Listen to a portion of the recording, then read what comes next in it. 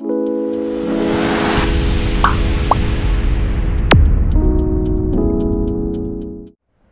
Guys, welcome to my YouTube channel coding with Kartikesh. मैं हूं कार्तिकेश तिवारी और हम पढ़ रहे हैं लूप्स के कंसेप्ट। इससे पहले वाली वीडियोस में मैंने आपको दो प्रिंसिपल्स बताए थे लूप्स के, ऑब्जेक्ट और क्लास, उनके बीच में कैसा रिलेशन है। आज हम आगे के प्रिंसिपल्स के बारे में पढ़ेंगे और वो प्रिंसिपल्स पहले होंगे एनकैप्सुलेशन और polymorphism. Then we'll come to data abstraction,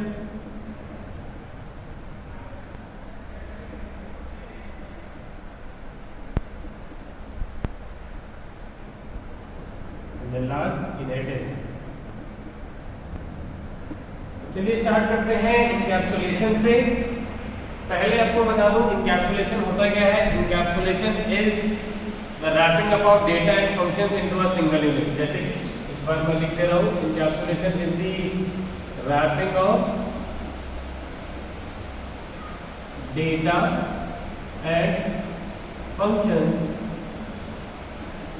into a single unit. Generally वो सिंगल यूनिट हमारी क्लास कहलाती है। जनरल, मैं स्पेसिफिकली नहीं कह रहा हूँ, बहुत कुछ हो सकता है। अब जैसे रियल लाइफ एग्जाम्पल अगर आप ले लें कैप्सूल का, कैप्सूल का एग्जाम्पल अगर आप ले लें तो ये एक कैप्सूल होती है। अब होती तो उसको एक कैप्सूल कहते हैं, एक मेडिसिन कहते हैं, बट वो जो कैप्सूल होती है उसमें बहुत सारे बायोकेमिकल्स मिले होते हैं।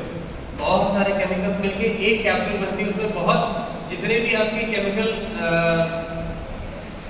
मान के चलिए कि 4 से 5 मेडिसिन मिलके एक मेडिसिन बनती है। लेकिन हम उसको ये नहीं कहते कि वो 4 से 5 मेडिसिन मिला के एक मेडिसिन बनी है। हम बोलते हैं कि वो जैसे सपोज करिए पैरासीटामोल, अगर आप पैरासीटामोल को भी ले लेंगे तो पैरासीटामोल में ही बहुत सारे बायोकेमिकल यूज होते हैं जिनसे कि हमारा फीवर उतरता है। बट हम ये नहीं कहते कि भाई बायोकेमिकल्स की कॉम्बिनेशन की हमें कैप्सूल देते हैं। हम कहते हैं भाई हमें पैरासीटामोल दो, और पैरासीटामोल के अंदर क्या होता है, एक कैप्सूल होती है जिसके अंदर खूब सारे केमिकल होते हैं। तो हम क्या कर रहे हैं, खूब सारी मेडिसिन को रैप कर दे रहे हैं और वो एक सिंगल यूनिट में बांध देना, और उस सिंगल यूनिट को हम कह रहे हैं कि वही कैप्सूल। दूसरा अगर आप एग्जाम्पल ले लें, एक बुक का एग्जाम्पल ले लीजिए।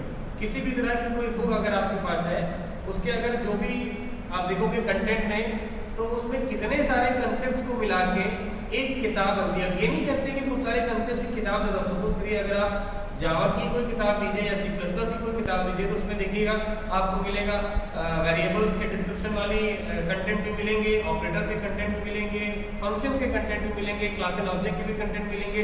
इतने सारे कंसेप्ट आपको एक सिंगल किताब में मिलेंगे। तो आप ये नहीं कहते कि भाई डेटा और फंक्शन के मिला के एक किताब हमें दे दो। आप कहते हैं भैया हमें जावा की किताब दे दो या हमें एक C++ की किताब दे दो। तो इसको हम कहते हैं आपका encapsulation. This is an example, you can mention it wherever you want. Next is polymorphism. Polymorphism एक बहुत बड़ा कंसेप्ट है ऊप्स का, जो कि कहता है use of one function for more than one purpose.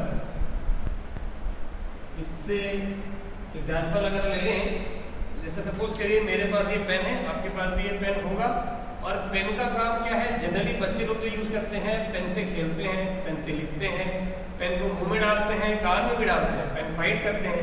अब एक ही पेन है और कितने सारे काम हो रहे हैं, खेलना भी हो रहा है, लिखना भी हो रहा है, मारना भी हो रहा है, चुभोना भी हो रहा है। तो एक ही पेन क्या हो गया, वो पॉलीमॉर्फिक पेन हो गया। एक है serving many purpose. Real life example अगर आप ले लें तो एक मदर का एग्जाम्पल आप ले सकते हो।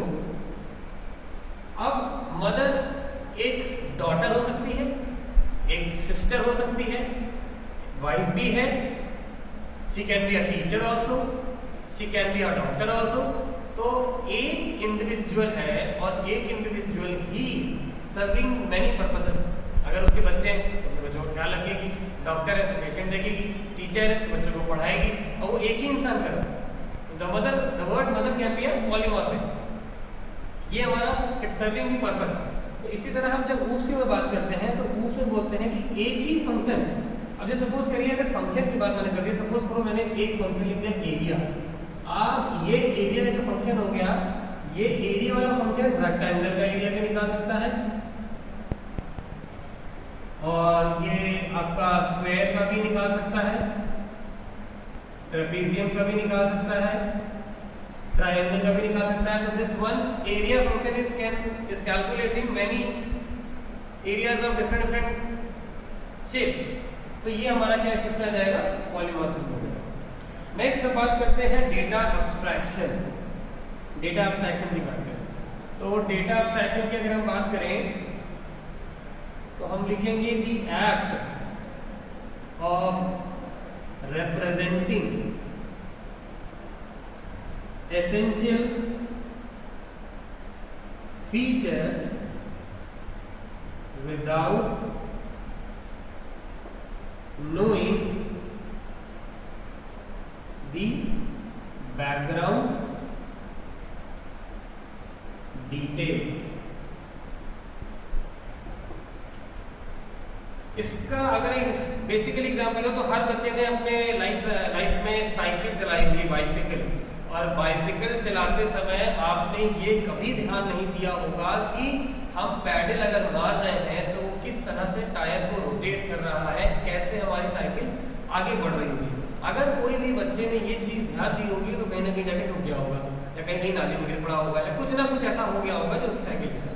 और अगर वो समय आप क्या करते हैं, सिर्फ बाइसिकल को राइड करते हैं, आगे देखते हैं और चलते हैं, अगर उसी समय आपने ये सारी चीज़ें ध्यान में लाई अपने, तो हो सकता है कि आप बाइसिकल को लेके गिर पड़े। अब बात ये नहीं कि आपको ये बात ध्यान में होनी चाहिए कि नहीं होनी चाहिए, आपको जरूर दिमाग में होना चाहिए कि भाई टायर कैसे रोटेट कर रहा है, पैडल किस तरह से कर रहे हैं हम, क्या साइंस लग रही है। बट जब हम बाइसिकल को राइड कर रहे हैं तब आपको ये चीज़ ध्यान में नहीं होनी चाहिए।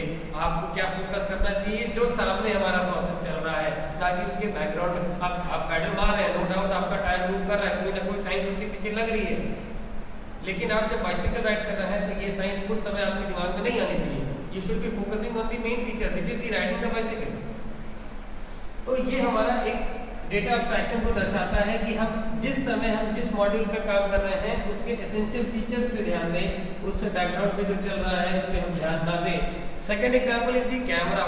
जो आपके पास फोन होता है, सबके पास आजकल फोन है, आप फोन से फोटोज को कैप्चर करते हैं, बट अगर आपके कैप्चर करते समय आप ये दिमाग में लेके आए कि फोटोज किस फोल्डर में जाके किस जगह सेव हो रही है, ड्राइव पे सेव हो रही है या फोन स्टोरेज में हो रही है या आपके मेमोरी कार्ड में हो रही है, अगर आप उस समय ये चीज़ ध्यान में लेके आएंगे तो आपकी फोटो ब्लर हो जाएगी। हम श्योर कोई भी होगी बहुत बार, लेकिन ये सोचने वाली बात है कि हम जो फोटोज को क्लिक कर रहे हैं वो कहाँ पे जाके सेव हो रही है।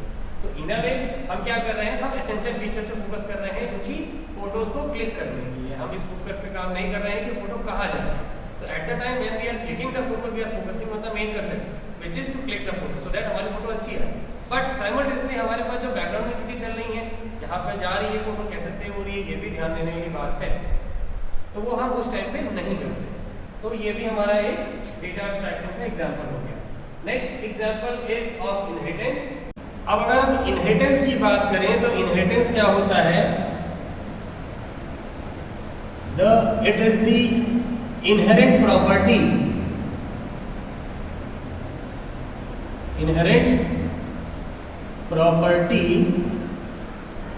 by which one class data member and member functions are shared in other class. जैसे इनहेरिटेंस की बात करें तो अगर इसका हम रियल लाइफ एग्जांपल ले लें तो एक फादर और एक सन की कुछ प्रॉपर्टीज होंगी जो सिमिलर होंगी, जो कि एक फादर से सन में ही आ सकती और कहीं से नहीं आ सकती, because that the son is the reflection of his father. तो हो सकता है उसका फेस कट हो या कुछ हो, तो वो क्या किया है, सन ने अपने फादर की कुछ प्रॉपर्टीज को इनहेरिट किया।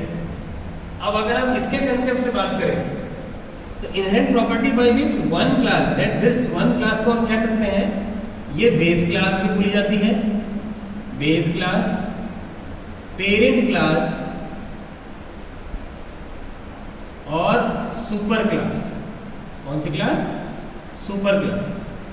Base class, parent class, super class, इनकी कोई भी मेंबर्स को शेयर अगर हम करते हैं अदर क्लास में, जो कि अदर क्लास हम कहते हैं can be a child class या फिर डिराइव्ड क्लास या फिर सब क्लास, कोई भी ऐसी चीज, कोई भी ऐसा, सपोज करिए मैंने कोई वेरिएबल ले लिया, उस वेरिएबल को एक क्लास, सपोज करिए एबीसी क्लास को मैंने, जो क्लास है हमारे पास वो एबीसी है, और इस ए वेरिएबल को मैंने एबीसी क्लास के अंदर रखा। अब मैं चाहता हूं कि ये जो ए के वेरिएबल के पास कोई वैल्यू अगर हो तो वो हमारी दूसरी क्लास में भी शेयर करे, बट जो दूसरी हमारी क्लास सपोज करिए बीसीडी हुई, वो एबीसी को हमारे इनहेरिट करनी चाहिए। That means this ABC can be a base class and then BCD should be a derived class. अब हम चाह रहे हैं कि अगर बीसीडी इसके अंदर जाए तो ये इस क्लास को इस क्लास से इनहेरिट करना पड़ेगा। इसका सबसे बढ़िया एग्जांपल है बैंक अकाउंट। बैंक अकाउंट, अब बैंक अकाउंट में कुछ चीजें स्पेसिफिक होती हैं, जैसे कि name of the customer, name of customer, phone number, ये दो ऐसी वैल्यूज हैं, और एक और चीज होती है जो कि होता है एड्रेस। इन तीन चीज को मिला दे तो एक एंटिटी यूनिक बन जाती है। अब अगर आप बैंक अकाउंट को बोले तो ये bank account saving bank account भी हो सकता है, रेकरिंग बैंक अकाउंट भी हो सकता है, फिक्स डिपॉजिट भी हो सकता है, और हर अकाउंट में ये तीनों चीजें होंगी ही होंगी। तो हमने कह दिया कि भाई जो बैंक अकाउंट है वो हमारी बेस क्लास हो गई, और ये सारी कौन सी क्लास हो गई, डिराइव क्लास हो गई, क्योंकि चाहे जो भी क्लास हो ये चीजें सब में सेम रहे। तो ये था हमारा इनहेरिटेंस का कंसेप्ट। अगर ये कंटेंट आपको पसंद आया हो तो please like my video, subscribe my channel and share my videos. Thank you.